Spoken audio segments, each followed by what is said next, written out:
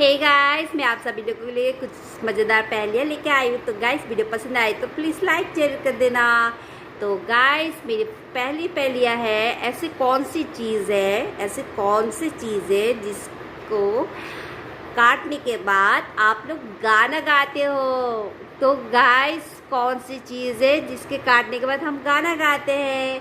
Guys, वो है cake, क्योंकि केक काटने के बाद happy birthday to you song गाते हैं ना। तो मेरी सेकंड पहेलियाँ है, ऐसी कौन सी चीज़ है जिसके बिना किसी भी लड़की की शादी अधूरा है। तो गाइस, ऐसी कौन सी चीज़ हो सकती है जिसके बिना किसी भी लड़की की शादी अधूरा हो सकती है। तो गाइस, आप लोग कमेंट करके जरूर बताना।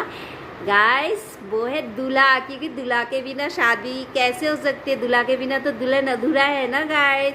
तो गाइस, वीडियो पसंद आए तो प्लीज़ लाइक ज़रूर कर देना एंड फॉलो मी। बाय।